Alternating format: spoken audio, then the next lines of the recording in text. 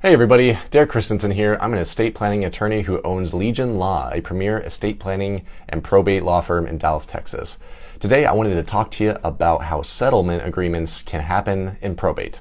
But before I dive into that, I wanted to let you know how to reach out to me. You can email me directly, Derek, D-E-R-E-K, at legionlawpllc.com, or you can find me at my website, www.legionlawpllc.com. So with that, let's dive right in. So this is actually an interesting topic because what you write down in a will technically doesn't have to happen. And this is what I mean by that. If there's probate, which happens very frequently, I've made plenty of videos about probate, but I'll just explain. Probate is the process by which you get a judge to say, this is the person in charge, and this is how we're splitting everything up if somebody passes away. That being said, if that process is ongoing and somebody comes in like a wrecking ball and just says, hey, I don't agree, I'm suing everybody, we need to bust this will up, the will doesn't count, the trust is invalid, and they just start making a bunch of issues, everybody's got to lawyer up, and the judges really don't like that. Judges just want to move on, they don't like probate as much as you do. I mean, they just want to just get it over with. And so anytime a family starts falling apart over free money and people start suing each other, they really dislike that. So there's this legal concept where even though the will says child A gets 50%, child B gets 25, and child C gets 25, even though that is the case, and you have it written down, you signed it, that's what you want, the children can get together and say, no, we're going to do 33, 33, 33. And the reason why is because in Texas, the moment you pass away, literally the last breath you ever take, that is the moment at which all of the people in the will are going to be entitled to their share. Now, probate is just simply making sure that they are transferring those assets correctly, but at the end of the day, the moment you pass away, the person who is entitled to those assets is entitled to those assets, receives legal right to receive those assets. So, the moment you pass away, I can, if I'm entitled to your assets, sign those away. I can transfer them. I could sell them, technically speaking. I could preemptively, I could say, I'm entitled to half of this house under the will, therefore, I'm going to sell my half of the house to someone else before the house is even transferred to me. And that's the same concept when it comes to settling a disagreement in probate. I am entitled to 50, someone else is entitled to 30 or 25, and someone else is entitled to 25. I can do whatever I want with my 50, including reduce it from 50 to 33, just so I can get everybody else to stop suing each other.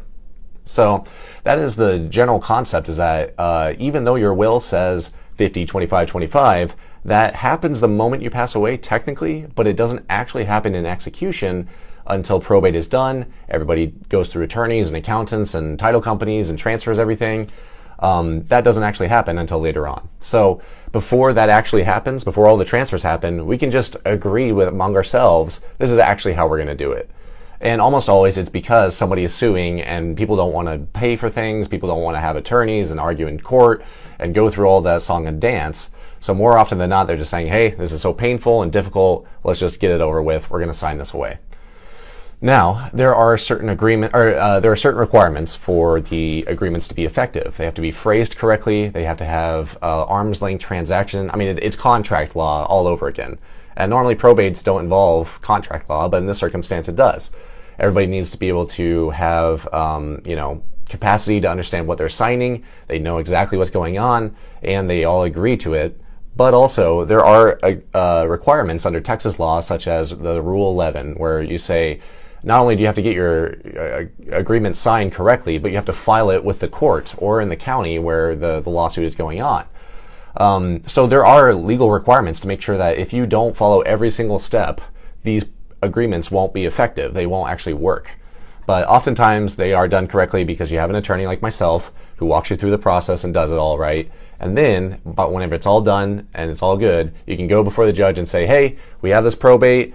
We're just gonna resolve our lawsuit. We're gonna dismiss it, but we're gonna finish this probate, and then we'll take care of everything on our end outside of the court. And more often than not, the judge is saying like, heck yeah, I don't want to deal with this. So that's the whole process of doing a settlement agreement in probate. It is very strange when people hear that your children can agree to just ignore your will. But in reality, what's happening is they receive your assets technically, but then they're going to just transfer it a different way as they agree among themselves. So That being said, there are ways to prevent your children from suing each other, and if they aren't suing each other, then more likely than not, they're going to follow what the will says.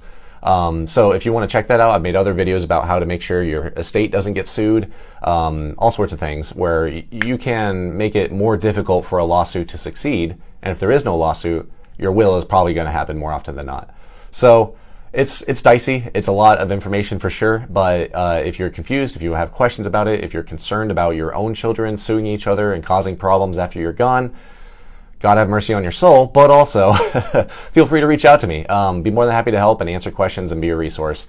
You can email me directly, Derek, D-E-R-E-K, at legionlawpllc.com, or you can go to my website to the Contact Us page, and you can schedule a free over-the-phone consultation directly onto my calendar at www.legionlawpllc.com. So thank you so much for watching, and have a great day.